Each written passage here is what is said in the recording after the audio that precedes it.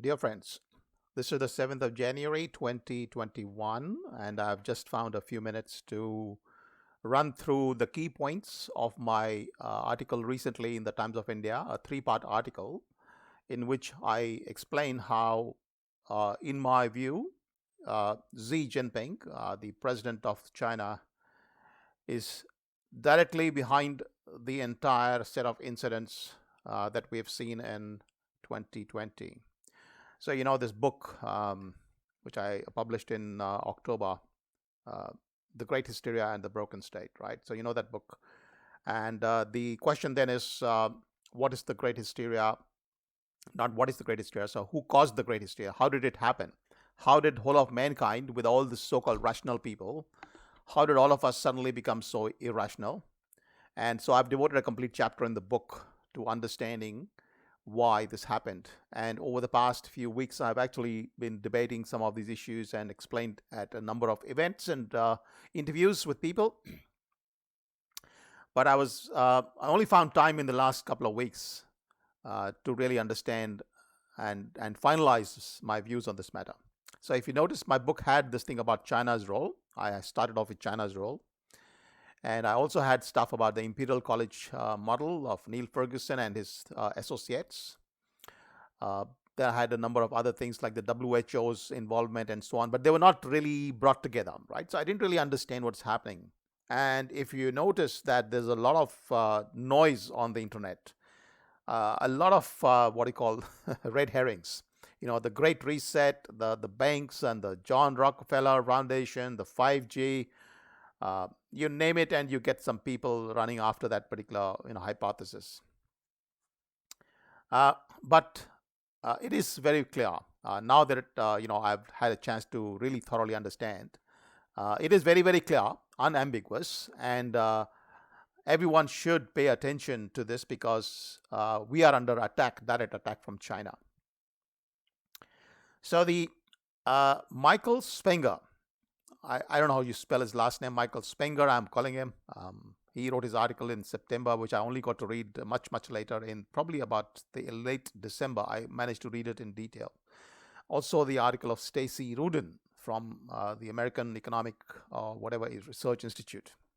So these people had actually done a very thorough analysis, and they pointed me also to a number of other articles, and there were a number of other links they pointed out on Twitter, which finally I managed to have a look at. You can actually have a look at them as well. You should.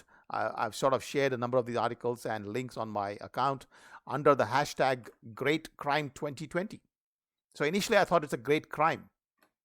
Now I think it's great warfare. It's the most hidden warfare. Maybe we should call it Hidden War of 2029. I don't know. But have a look at my hashtag Great Crime 2020 to find a large amount of information, which I have tagged over the last 2 or 3 weeks, to understand the role of China. And just yesterday, it was today morning, I was watching a video from a YouTube channel called China Uncensored, which I had actually not been paying attention to in the past. I came across it once or twice, never had time to read it, to sort of watch it. But this one is very interesting because it explains how China's military is organized and how Chinese war, the power to declare war, is now purely with Xi Jinping. So we have the Chinese Communist Party essentially controlling China's army and also the decision to go to war. The fact that Xi Jinping is Chinese dictator for life is a very significant factor as well in this whole thing. So we must keep in mind one thing which I have sort of alluded to, that at the end of the day, it is the people with the highest IQs, the most heavy intelligence and knowledge, who actually end up influencing the world in most cases, not in all. In this case, however, Donald Trump has been completely outclassed. And I think our people like Scott Morrison have absolutely no IQ compared to the genius of Xi Jinping. It will take a genius to recognize a genius. I'm afraid I'm not one of them, but I think I've begun to understand what a superlative intelligence he has. Imagine a man having the power to become the sole dictator of a country of 1.4 billion people. That is not a trivial task. We should not discount that. But on top of that, he's now passed a law, apparently that came into effect yesterday, or one of these days recently, where he's now the sole decision maker for the entire Chinese army. All powers, to get so much power, does require a hell of a lot of capacity. So that's, I think, the fundamental point to keep in mind, that all these guys, Bill Gates, or vaccine companies, or 5G companies, and Great Reset, they're no match for this guy. And they don't have the nuclear power. They don't have the nuclear weapons. They don't have the motivation. They don't have the long-term vision for China, which this guy has, which is to completely dominate the world and to make everyone tutelar, kind of a subordinate power that pays China homage, which is with the tradition of the Middle Kingdom, I understand, of the past. So unlike India, which was never a country which demanded homage from a lot of other small nations on the side, China has always been a kind of a unitary command and control economy. And so it's radically different. And Gurcharan Das has explained this wonderfully in one of his foreign affairs articles about the difference between India and China historically. So you need to understand why I've come to this view, that China is the king maker, and Xi Jinping is effectively the king of the world today. All the other hypotheses, as I said, have not proven their case to me. I have done a fair bit of work I've given them a fair chance, let's say. I've had a look at all the Great Reset stuff and other, claims of Rockefeller and Bill Gates and whatnot. I'm afraid all these guys are side players. They may have benefited from this thing, but they're not the main guys. As I say in my article, like Sherlock Holmes says, when you have eliminated the impossible, whatever remains, however improbable, must be the truth. So the fact that the impossibility of these other people's claim to be driving this whole thing is simply the fact that they do not have that enormous army. Let's just simply say the cyber army of millions of people, maybe potentially at least hundreds of thousands of people, to go and control all of us. So as I wrote on my Twitter account today morning, imagine China. What has China been doing? While we've been allowing social media to just, be a place for expression of everybody's views for the last so many years, except now where, Twitter and others are getting into the actual censorship. But China never allowed that from day one, right? We know that. China has been operating the highest level of Nazi propaganda techniques, or anything that, propaganda techniques have been discovered in the world for the past at least maybe 2 or 3 decades, if not more. And for social media, almost completely. So there's not a single video, keep in mind, not a single video that leaves China without the permission of the Chinese Communist Party. There is a motivation behind anything that comes out from China, including the smallest tweet by its news agencies. Also remember that not a single social media channel in China is uncontrolled. That means everything is controlled by the CCP. So whatever is said within China is essentially a mass propaganda experiment. So China controls the minds. And as we know, it has also got the social scores or whatever, and it's got so many ways to control the Chinese people. But the Chinese people are essentially living in 1984. George Orwell's 1984 is reality for them. And that's what Xi Jinping wants to make it for us as well. So keep in mind that the biggest evil empire in the world today is China. And the head of the evil empire is the smartest man in the entire world. I do not say that lightly. There are a lot of smart people, but I don't think anyone comes even close to Xi Jinping. And unless we understand and acknowledge this, that we are facing an evil man of unprecedented talent, and he has deployed and the mass cyber warfare and other skills that he has acquired, he has funded. And by the way, each time we buy something from China, we actually fund Xi Jinping. So he's wonderful. He's a great genius. Okay, so in my article, I spent the first part mostly talking about these issues. And I also outline a book which I discovered from Stacy's article, which is called Unrestricted Warfare. Now, we all know, Sun Tzu's The Art of War. We've all read it, right? That's something brilliant. It's a fantastic little thing. And we always think it's some medieval kind of a book, which was done many, many centuries ago. It was probably relevant at that time, but actually it's not. It's actually relevant right now. It's relevant today. And so if you read that book, it's all about deception, okay? It's all about knowing your enemy. And China knows the enemies. And I said in my article, you consider people like Donald Trump, these guys have no character, right? He's a good guy. I think he's a good guy. I have no problem with that. He has a lot of failings as a person, but he's got no character. He's been fighting China in all sort of ways and causing trouble to Xi Jinping. But the kind of character that a person like Churchill had to fight a person like Hitler. You remember where Churchill actually was the only British politician attacking Hitler from the very beginning. All the British, people without any character, they were basically saying, oh, we can somehow, get a deal with him and so on. And so you have all these people in the EU, people in Australia, people all over the world saying, oh, we try to get a deal with Xi Jinping. And the only man who is actually not saying that is Donald Trump. But Donald Trump also doesn't have the character to realize that he can be easily taken for a ride by Xi Jinping. He has no real sense of freedom. So that's why I feel that he studied the whole world, Xi Jinping. He's a great master of psychology. He not only has controlled his entire population, got himself elected to the top of 1.4 billion people, which is with the richest nation in the world, effectively, with the biggest army in the world. That's no mean task. Okay, so just keep in mind, we are facing somebody who's I think 100 times superior to Hitler in caliber, and his motivations are very evil, and that's what I've outlined in my first part of the article. So now comes the situation where he's been trying to get rid of Donald Trump. That's one of his biggest problems, right? Donald Trump is something he hates. He hates because Donald Trump keeps on doing the trade wars with him. Donald Trump keeps on fighting China, attacking China, whatnot. So he's a thorn in Xi Jinping's plans. All the other politicians of the world have no character, and they will they'll fall on their feet to lick the boots of Xi Jinping. Everybody will say, "Let me get some $2 of benefit from China. I will lick your feet, Xi Jinping. Don't worry, I'm coming here to lick your feet." And we see that all the way, including our own politicians in Australia. I won't name them. You know all of them, right? But Donald Trump wouldn't do that. So he was a big threat to Xi Jinping. He didn't like him at all. He will always be smiling. You'll see Xi Jinping very, very like a poker player, completely quiet and silent, and he will not be saying too many things, but he will manage like a spider at the center of a very big web. He will be managing the entire world. So lockdowns.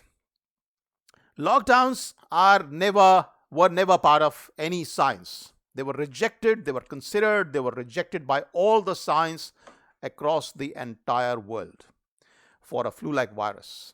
I've explained this at great length in my International Criminal Court complaint, but I'll just summarize here and say there has never been a lockdown for a flu-like virus in human history ever before. Never been quarantines. Never been mass testing of the sort we're seeing now, although we did see some little mass testing as a result of the swine flu, which was totally unnecessary. But that is attributable to these epidemiologists with their ridiculous models. They keep on imagining that they can do all these things, which they can't. For a flu, which actually has which spreads asymptomatically in many cases, just before the symptoms come. It's not asymptomatic. It's basically just before you get it's pre-symptomatic, and that's the kind of thing which you plug into the models and you try to control, and you can't. And that's what the WHO said. And so in its own guidelines in October 2019, it says very clearly, no, none of these are recommended. Quarantine is not recommended. Of course, lockdowns never recommended. So what happens now? Lockdowns are well known in science to be extremely harmful. So if you read the literature, you'll realize that the concerns expressed against lockdowns, and there have been many of them, even the possibility, have been rejected because of the extraordinary harm that they will cause.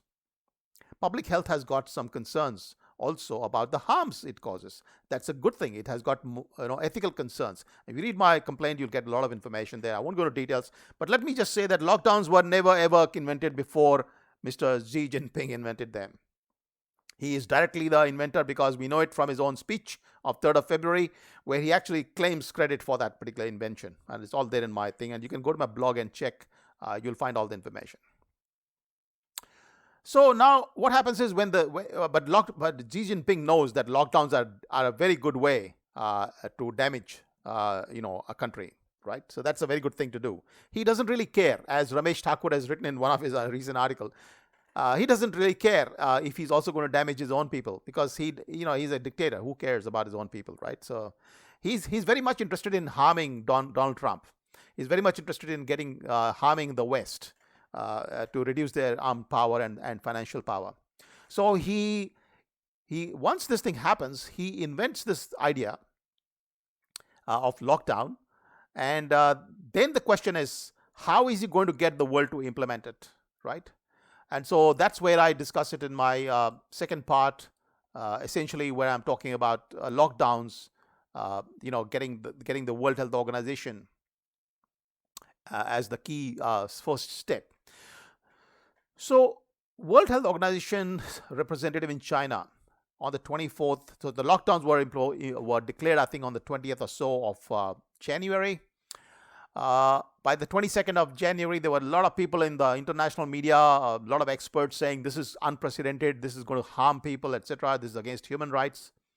And then we have this World Health Organization's own representative in China, the head of the Chinese thing, saying very clearly that lockdowns are not a recommendation. His name is, Gordon Gallia.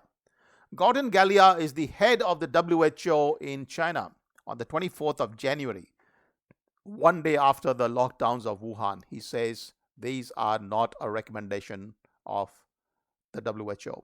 He says these are unprecedented in public health history. He's saying exactly what I've just said. Nobody believes it because somehow they don't read his one line, which is says this has never happened before. And this is not WHO recommendation. This is not a recommendation of anybody. So he says that clearly. Then comes this great man called Tedros. Tedros, what's his last name? Let's just call him Tedros, right? Very difficult to pronounce his last name. He's actually a communist politician from Ethiopia. He is not a doctor. Be very clear, he writes doctor, but he's not a doctor. He's a PhD just like me. I've got a PhD in economics. He's got a PhD in public health. That doesn't make him a doctor. Of course, a lot of PhDs can also write doctor, but that's not the doctor. For a WHO role, you should not be writing doctor unless you're actually a doctor. That's really misleading. But when you look into his background, it's fascinating. This guy is actually a terrorist. He's been a communist terrorist. He's part of a banned organization from an organization banned by the USA. That is all his life, right? He's a politician. Then he becomes the health minister of Ethiopia and finally the foreign minister. Very, very close with China for all of his life. Their ideology is entirely Chinese. He's a great fan of communism. Virtually everything he says, you can link it directly back to his communist ideologies. He's a great friend of Chinese Prime Minister, and he goes to this guy, Xi Jinping, on the 28th of January this year. Okay, so we have the 24th of January, the WHO completely rips apart this Jinping's idea. Now, Jinping has a real problem. How can he get the world to accept his idea unless he forces the WHO to accept it? But the WHO's China representative is not cooperating. Very unfortunate for Xi Jinping. But he has a great friend. He has planted him. He actually fought for and got him elected against David Nabarro. David Nabarro, as you might know, has repeatedly objected to the lockdowns. He said, okay, we might do a lockdown in the beginning, which is wrong again. But he says, we should not do this at all, after that. But no one listens to him. He was actually the one who was defeated by China. China didn't want him. China wanted a very good, friendly man at the head. By the way, China has occupied almost all the agencies of the United Nations through the control that it has over all the votes of Africa. It has been doing the Belt and Road thing since 2013. Just about 6 months after this guy comes to power, he sets up the Belt and Road Initiative, which, of course, our great friend of Australia, Daniel Andrews, a man with absolutely no character, no understanding of anything, he goes and signs and adopts the Belt and Road Initiative for Victoria, which, by the way, is why, the reason was soft power. It gave him soft power. It gave him the power to persuade him. And by the way, these guys are groomed, and you can look at that separately. There's a lot of articles how the China has groomed these politicians. And by grooming, I don't mean a simple thing. They've actually given them special treatments when they go to China. Read all that stuff. Leaving that aside, the point about WHO was that WHO at the top had been already infiltrated by China. And so we get this WHO guy saying after meeting him, he immediately comes back and says, China is setting a new standard for the world. A new standard. Guess what? So first of all, it says new. Everyone should know that it's new. The lockdowns are new. That is fine. But then it's a standard. Okay, that's a key word. It's now saying that this is the new way of doing science. So remember, on the 23rd of January, the lockdown start. 24th, the WHO says they are really bad. There's no evaluation. There's no results. Nothing about the harms that they are causing. And then this guy comes and says on the 28th that these are a new standard. Okay, so that's where the world was basically it was China starting to use its soft power. It had acquired the WHO. It was an acquisition of Xi Jinping. And Trump, said he won't fund it. Why should we fund an organization which is largely a branch of China? It is a CCP, basically a branch of China. So that's my second point. And the third point, I better keep moving, is Italy. So Italy is also, by the way, not many of us know, but I discovered after reading a few articles, it's also part of the Belt and Road Initiative. In fact, it has been getting lots of money for infrastructure. And that's how China managed to infiltrate Italy. And Italy became the first domino to fall. Like Neil Ferguson said recently that they could not have done this kind of thing without Italy. Well, Italy was China plant as well. So Italy was the next one to fall. You can read my article. I won't go into details about how Italy fell. I've also mentioned Italy in my book, by the way, but this is a bit more information here. And then you come to the cyber warfare, which is really important, something not many of us are aware of. But China has a massive army of cyber warfare people, not just attacking, hacking computers and stealing data and whatnot. That's a really part of the job they do. But the other part is the propaganda. Remember, China has specialized in propaganda, social media propaganda for the last many decades, and that's how it controls its population. So this army of China has been busy creating false videos, fake videos, whatever, false information for many, many decades. They're experts in that, right? For them, it is no big deal. So when Xi Jinping says, I want you to completely make the entire world go panicky. So before the world can adopt the hysteria, can adopt the lockdowns, they have to go hysterical, right? You need to create them, make them panicky. How do you do that? You create these videos of people falling down on the road, massive cleaning of the road, hygiene of the, trucks coming out, rolling out and throwing massive amount of whatever stuff and disinfecting the roads or whatever. All these fake videos were, and of course people being locked into their houses and whatnot, all of them fake, 100% fake, were created by China with only one objective, to scare the rest of the world. Now, we need to go and find out who are the people who are actually sharing these videos. Now, we know for sure that these are paid bots. Many of them are paid bots of China. And that's very clear evidence of that in the New York Times and so on. There's a lot of evidence. But we also know that there are a lot of journalists who are doing that. Journalists in Al Jazeera, journalists in other places who are actually... and so China, by the way, has been getting these journalists on its side by paying them, by looking after them when they go to China and all these kind of things, for the last many years. So it had very good plans within the media to spread these videos. So now people are starting to get hysterical, okay? So that's what's going on. But there's yet one more thing what China has to implement. And by the way, Xi Jinping went to Imperial College personally in 2015, and their the president of that college said. So what did he say? I got it here. So he said, Professor Gast, I don't know who he is, but let's say he was a senior professor in Imperial College. He delivered a talk when Xi Jinping was there at the Imperial College in 2015, and he says that Imperial is a premier partner for research collaboration with China. Now, what does it mean? It means it has got massive funding from China, number one. Number two, there are a lot of Chinese people who are working in Imperial College, lots and lots of them. So, there were 2 million names were released recently. 2 million names of Chinese members of the CCP who are now working in governments in different parts of the world, who are working in media, working in different research organizations. I'm sure many of them are working in Imperial College. And so when I say that these 30 people who co-signed the model of Neil Ferguson, many of them were probably Chinese or with Chinese background or something of the sorts, are worth looking at. So this is what I'm speculating. But the fact is that that model is such a stupid model by such a stupid man. He's been wrong on everything in his whole of his life. How could his model be even given any credit by the media?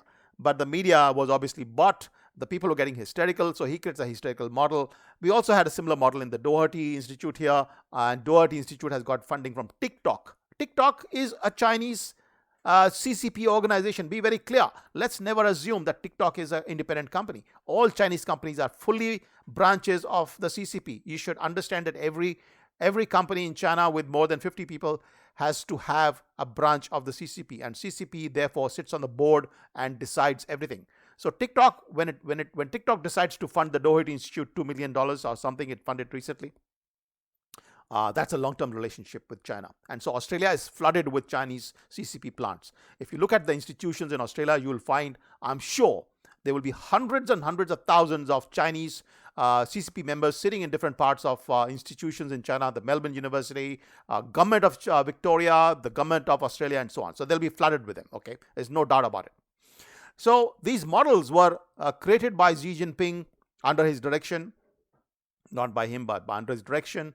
The media that was bought by him, created this hysteria.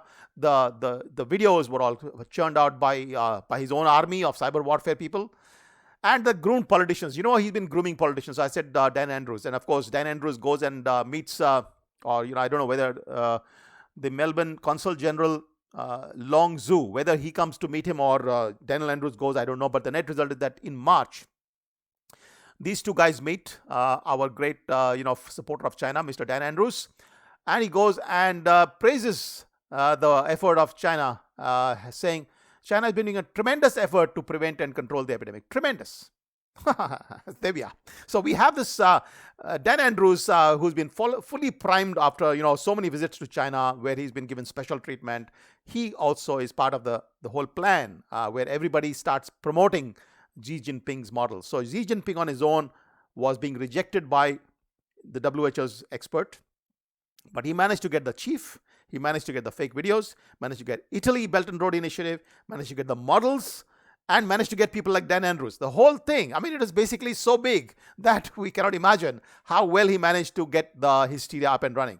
And once the hysteria came, it was very easy for him to get everybody to adopt the lockdowns. And that, I think, is the summary of how the lockdowns were created. And the lockdowns have caused enormous harm to the West and basically made it a totalitarian country, state, everywhere. We are living in 1984 today, almost 1984. Massive surveillance, massive control by the police, all in the name of a so-called pandemic where there's basically virtually no evidence. In Sweden, we don't see any real evidence of our serious pandemic. So we've been conned. We've been conned big time. And I mentioned this, about how we've been all conned. But really, it's not just con. Read this article because it's got more details. Also, an open letter I'm working on. I shouldn't say I'm working on. I've sort of co-signing, let's say, the work being done by a few other researchers, will be shortly published, and a video to explain all this in detail. But I thought I'll take some time to give you an outline of the reasons why I am now 100% convinced that we are under attack from China. I am convinced that our politicians have been taken for a big ride. Our politicians still don't understand it, which is a real big shame. But if they don't wake up soon, this will be over. The game is over for the West and even for India. India was completely outplayed. People like Modi. I mentioned I wrote to Rajiv Gauba, my batchmate and my good friend, who was cabinet secretary, and said, don't do the lockdowns. Of course, nobody did. Nobody listened. So much good advice was discarded because the country went hysterical. The panic was too high. The politicians just jumped into Xi Jinping's so-called remedy. And we have not yet stopped doing this nonsense. So I think it's time to stop the hysteria. I think it's time to wake up. It's time to actually defend ourselves from China. China is absolutely on the ascendant. Right now, every other country is on the downward trend. Economically, they are slowing down. Economically, they are being wiped out. China is now the manufacturing hub. It has got the technology. It's got the 5G. It's got everything you can imagine. It has also got the greatest, most intelligent person in the world. And that person, unfortunately, is not a good man. This, in a sense, is my message for my friends in Australia, India, and the rest of the world. So please wake up, and hopefully we can do something together to stop this threat.